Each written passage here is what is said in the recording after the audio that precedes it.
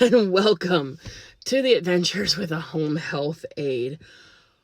Oh, sweet Jesus, I've been home a hot minute. I've washed my hair, I've had a brownie, I've had a bowl of ice cream, had a moment to gather myself, and I am okay. Because over the river and through the woods to Grandma and Grandpa's house I went today. Fantastically sweet and cute older couple. They've been together quite some time, 56 years. And in that 56 years, they have never lost the obsession for each other. May we all be so blessed. Anyway, Grandma and Grandpa are fantastic. They're funny. I was having a great time. I played checkers. I watched how you crochet. And I met their three very beautiful, the only children that they've ever been able to have, very spoiled, very purebred dogs. Grandma and Grandpa have no children. And after lunch, Grandpa looked at me and said, "Young lady, I got to ask you a question." I said, "Yes, sir." He said, "After lunch, I need you to do me a big favor." "Sure. I want you to walk the kids. I want you to take them upstairs and tuck them in. Everyone must take a 1-hour nap after lunch because me and Grandma like to go into our prayer room and have an hour of pure reflection." That's beautiful. Not a problem. I got you. I got lunch done, cleaned up lunch. But before I took the dogs out for a walk, Grandma said I needed to take her into the bathroom and help her get cleaned up. Oh, sure. We get into the bathroom and I help her get washed up, and she said, "Now I need you to really thoroughly clean me and help me get in this dress. We dress up for our reflection." I thought, that's beautiful. So I help her get a good scrub down, and I get the dress, and I'm reaching to grab a pair of briefs. And she looks at me and she says, "Oh no, sweetheart. When I wear a dress, I don't like to wear underwear or anything under it. It's only an hour, I'll be fine. There's a pad on the chair." Okay, I get that. Okay, I guess.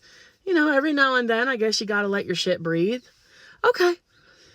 So we get out of the bathroom, and I take her into the prayer room, and she says, "Now, can you go get my sit and stand lift?" Sure.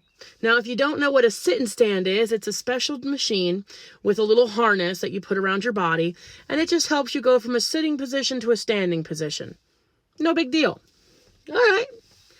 I get her in and I take her over towards the couch, and she said, No, leave me right here by this chair. Once Grandpa comes in and sits down, he likes to pull me over. I like to sit on his lap when I read from the Bible. It just helps keep some of the pressure of my body weight off of his legs." Well, that's kind of cute. You all actually just cuddle up like that? Oh, every day, honey.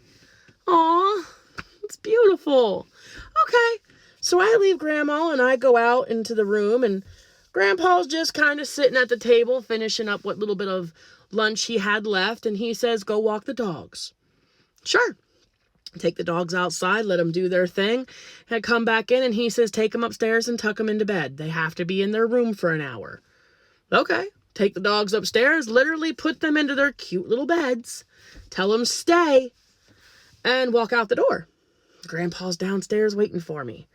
I help Grandpa get all cleaned up. I help him get dressed, and he tells me not to worry about any underwear. It's just an hour of prayer and reflection. He'll be okay. They want to go in their most naked form before the Lord. Okay. Hey, to each his own, man. How you worship is how you worship. Not a problem. So I help him get in there, and he's sitting on one of those lift chairs. Okay, so I get Grandpa settled, and I get Grandma where she wants to be. And, they're just kind of sitting like this, and they get their book or whatever, and they were like, "Okay, now you can go and you can shut the door." Okay, and then Grandpa looks at me and he says, "You know what, honey? Do me a favor." I said, "Sure." He said, "When me and Grandma are in here for an hour, we like it if you girls just vacuum for us. Just a whole hour of vacuuming, move the furniture, make sure the rugs are done, make sure the floor's extra clean. We like a good clean house. Just take time, a whole hour of vacuuming." Okay. So, I, go to walk out of the room, and Grandma said, "Shut the door, Frankie." Okay. So I shut the door. I'm thinking, a whole hour of vacuuming? This house is already really clean. It's not hitting me yet. It's not hitting me yet. Because I grab the vacuum and I start vacuuming. I'm doing a good job. I'm, vacuuming. Every now and then I'm looking at my phone. Oh, it's not been an hour yet. Let me move the couch. We're going to vacuum under it. Let me move the chair. We're going to vacuum under it. I'm in my own little world, doing my thing. Got a little Missy Elliott twerking in my brain. When all of a sudden I turned around and I see one of the dogs at the door. And I'm thinking, well, if the dog disobeyed stay, it must have to go out. It's probably got to pee or something. I reach over and I turn off the vacuum. And that's when, oh God, hit me. And it was the type of oh God that most women make in certain situations, in certain moments. And then I realized why they wanted me to run the vacuum. And then it really hit me. Wait a minute. A sit-and stand does this. A lift chair does this. Oh my God.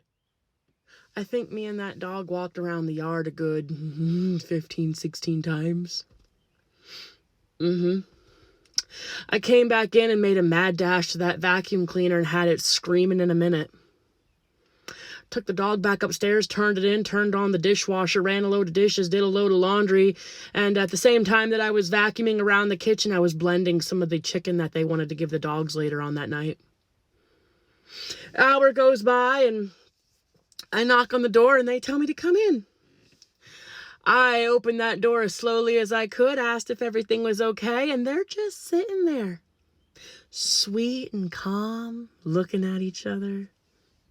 I know that look. Yeah. And I thought that was, I thought it was done. I get them settled back out in the living room. They tell me to come sit down. I've worked hard enough today. I sit down across the couch doing everything not to make eye contact with them at all. When all of a sudden Grandpa looks at me and he says, "So tell me." I said, "Yes, sir.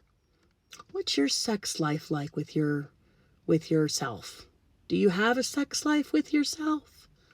Are you married? What's your sex life like?" And I hope to God the entire couch just swallowed me whole. I drove home in silence. I got hand job advice from a woman over the age of 80.